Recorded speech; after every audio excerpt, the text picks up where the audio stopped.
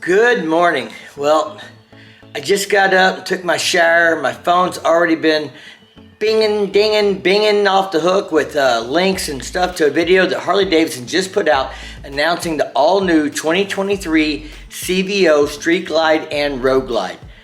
I gotta get to work, but as soon as I get there, we're gonna take a break, pour over what's in this video, and I'm gonna tell you what I found and what I think of it.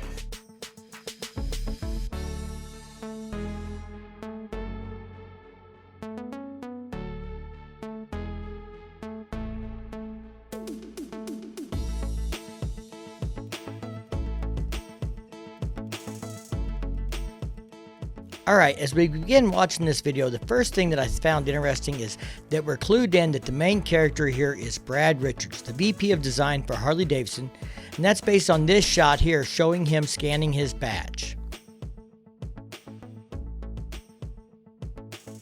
Shortly after this, we see him standing in front of a wall of sketches. These sketches show a new design for the Batwing and Shark Nose. I would say these designs are more angular and futuristic looking. Some sketches show the more traditional cockpit layout of gauges and speakers. Other sketches show what looks to be a large, wider LCD touchscreen. One of the things I noticed from many of these sketches is the focus on the lighting, which personally I feel would be a great improvement if they get it done right with super quality bright LED lighting. We also get a glimpse of new controls on the handlebars as well. In this clip, we get a closer shot of the sketches, including what looks to me like a new filler panel lighting, new taillight design. One clearly shows the Batwing with integrated lights coming down the Batwing. I know this is for the new CVO models, but the lighting and design elements will probably filter down to the other more affordable production models in 2024 or 2025, which I think is really cool. In this sketch, the saddlebags on the Street Glide are definitely more angular. A gas cap in the center console, and someone please tell me this transmission sketch is different from the factory transmission on the current M8 models.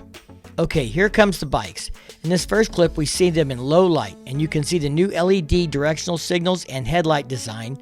Maybe it's just an illusion, but it seems like the exhaust is more visible under the saddlebags from this angle as well. In this clip, we can see the new lighting between the rear fenders, and then a shot of the new 121 engine in the next scene. Now we can see this is a Road Glide, and it's hard to tell, but it looks like we can see a center console and fuel cap for the gas tank in the center of this tank. Here we get a really good look at the front of the Street Glide lighting, and it sure looks like we have some sort of fork wind deflectors running up behind the fairing, as well as a new windshield design. Next, we get a nice shot showing the rear of the bike, and we can see the new lighting is in the filler panel area, but it's much more flush with the saddlebags, which has a new design as well. They are no longer the stretched bag look, going for a more performance bagger look in my opinion. Also getting the bags higher and the exhaust more exposed to the naked eye. Now we get a sketch of the Road Glide fairing, and it's definitely a new design. And early opinions said that the leaked photos made it look more like the Challenger fairing, but the more I watch this, the more I would say it is larger than the previous design, but still unique. Let's see how the finished product looks, because I'm sure we're about to see it any second. Okay, here it is, and from this angle, it's hard to tell if it's really bigger, but we can get a good look at the new headlight and the integrated directional signals that wrap underneath the headlight.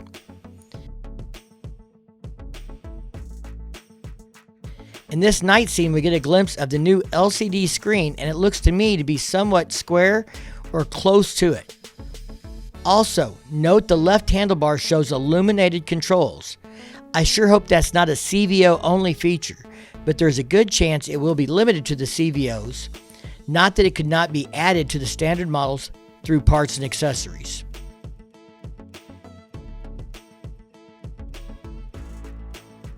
At this point, we see Brad staring at the images, and we assume these are the final designs.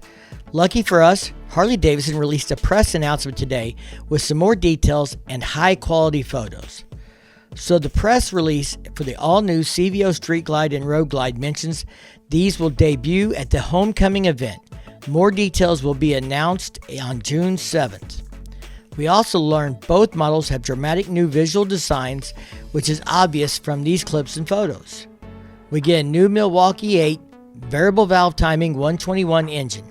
This design should help the company meet EPA requirements in the future and help keep the combustion air-cooled engines viable for a while longer. In one picture, it shows the oil cooler area and has a new design. I wonder if we may not have some water cooling as well as oil cooling going on here. Oh, and did you see those Brembo brakes radially mounted on the wheels? That just looks amazing as well. The press release mentioned all new suspension, and from this picture, it's easy to spot the new inverted front forks. So now the question is, do we get a new monoshock in the rear or just all new shocks in the rear? I hope, and I hear whispers, that it will have a monoshock on the rear end. Everyone claims the new Softails handle so much better than the old design. So let's hope this new design and a monoshock setup will hold true for the baggers as well, and they'll handle even better. The press release clues us into an all-new infotainment center, which was easily spotted with that larger screen earlier in the video. We all know the CVO will get a premium sound system, so the real question is, will future models get the same larger LCD and speaker layout, or could more affordable models stay with the gauge cluster for a while longer? We did not get any indication of price in the press release, but we know it is offered with 2 paints and finish options. Now the question is, how will the price stack up to the 2023 Road Glide Limited that starts at $52,000? Do you think this will be priced similarly, or will these models have a significant price increase? Every other Tuesday night we do a live stream.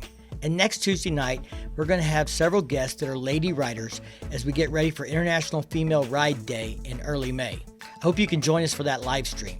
The channel's had some amazing growth just in the last few weeks, so I want to welcome everybody that's new to the channel and thank you for watching the videos. A few of the new subscribers have asked about ways to support the channel. Links are in the description down below if you're interested in doing any of that. You can also become a member on YouTube for as little as $1 a month, which will get you early access to videos and some members-only content. And I want to thank the members that have been with me for this long. I really appreciate your support. For the rest of you, I just hope you're enjoying the content. I want to say real quick that I really appreciate the support of our friends at Schmidt Law Firm and the Cat House. Trips to places like Sturgis, Bikes, Blues, and Barbecue, and Spring Fling would not be possible without their support. Y'all stay safe and keep on riding.